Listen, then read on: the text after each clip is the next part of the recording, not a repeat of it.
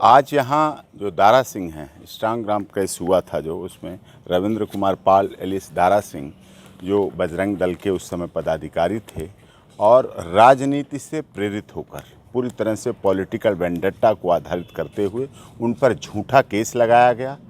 दारा सिंह के केस में उड़ीसा की कोर्ट में कभी भी फेयर ट्रायल नहीं हुआ।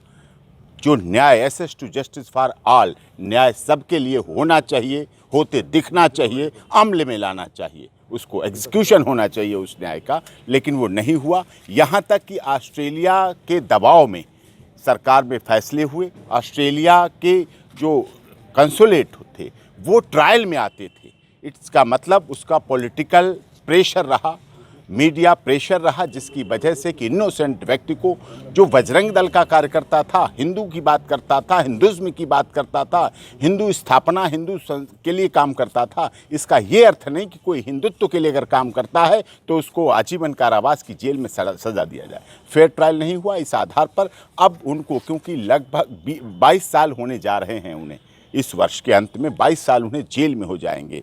तो कानून के तहत सीआरपीसी की विभिन्न धाराएं हैं, under section 55, under section 57, under section 31K and IPC and 4033A CrPC के धाराएं हैं, जिनके तहत आप 14 साल से अधिक नहीं रख सकते हैं।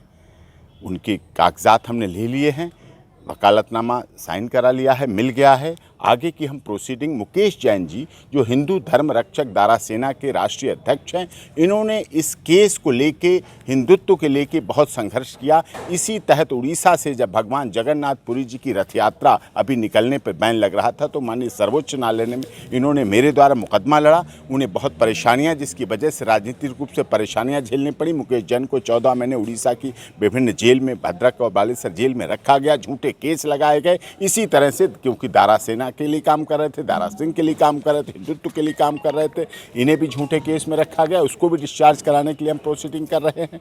अभी दिवाली पे पटाखों के लिए इन्होंने सुप्रीम कोर्ट में लड़ाई लड़ी, मैं एडवोकेट था उसमें भी जीत हासिल हुई और पटाखे चले, जिससे कोरोना नियंत्रण, क्योंकि हिंदुत्व के खिलाफ हिंदुस्तान में बहुत संघर्ष करना पड़ रहा है। झूठे मुकदमे लगाए जाते हैं और जो लोग मोदी जी की हत्या की बात करते हैं, वो बात करते हैं, देश को विध्वंस की बात करते हैं, देशद्रोह की बात करते हैं, उनको बहुत जल्दी बेल मिल जाती है, उनके बहुत जल्दी केस खत्म हो जाते हैं, उन पर कोई आपत्ति नहीं होती। तो इस तरह से माननीय अदालतों का भी इसमें पक्षपातपूर्ण रवैया ना रहे, निष्पक्ष रहे। न्याय सबके लिए होना चाहिए, न्याय सबके लिए दिखना चाहिए, access to justice for all, न्याय आवश्यक है। इसीलिए इस मामले को लेकर अब हम माननीय सर्वोच्च न्यायालय में और देश की दूसरी अदालतों में इस लड़ाई को लड़ेंगे और बहुत जल्दी दारा सिंह जो रविंद्र कुमार पाल एलियस दारा सिंह को बहुत जल्दी रिहा कराएंगे। देखिए, दारा सिंह के साथ अन्याय हो रहा है।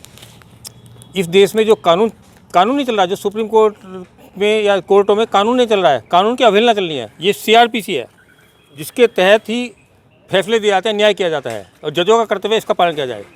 ये इसकी धारा 55, धारा 31A, धारा 57, धारा 433A ये सब कहती हैं कि 14 साल से ज़्यादा आप आजीवन कारावास प्राप्त कैदी को नहीं रख सकते, क्योंकि ये उन नक्सलवादियों के खिलाफ, उन आतंकवादियों के खिलाफ, जो मिशनरियों के खिलाफ, जो इस देश में आतंकवाद फैला रखा, उनके खिलाफ दारा सिंह लड़ते थे, इनको इसलिए रखा जाता है। जैसे वकील साहब ने बताया, आप देखिए, प्रधानमंत्री नरेंद्र मोदी की हत्या की साजिश रचने वालों को पुलिस 6 बजे गिरफ्तार करती है। 3 हाईकोर्टों में 10:30 बजे उनकी बेल की एप्लीकेशन सुनवाई होनी शुरू लग जाती है।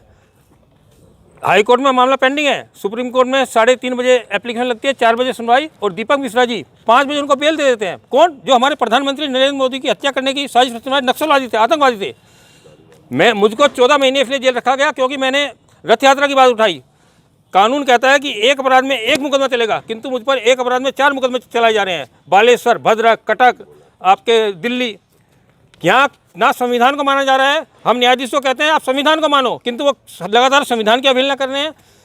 मुझ पर केवल दिल्ली में मुकदमा चल सकता था, किंतु मुझ पर यहाँ मुकदमा चलाए जा रहे हैं। एक अपराध में 1 सज़ा होती है, 4 सज़ा देने की तैयारी की जा रही है। और कौन दे रहे हैं? इस देश के जज, इस देश के सरकारी वकील।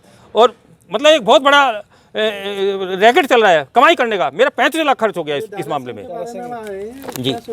दारा सिंह अब छूटेंगे, हम लोग लग गए उनके वकील AP सिंह साहब को हम खासतौर से इसीलिए यहाँ पर लेकर आए हैं कि उनको छुड़ाना है, और जितना भी खर्चा होगा दारा सेना पूरा खर्चा उठाएगी उनका। उनको जल्दी से जल्दी 2-3 महीने में उठेंगे। उनको 14 साल से ज़्यादा जेल में नहीं रखा जा सकता है, कोई कानून नहीं भारत सरकार का। और जो भारत सरकार के कानून के खिलाफ काम कर रहे हैं वो ठीक नहीं है।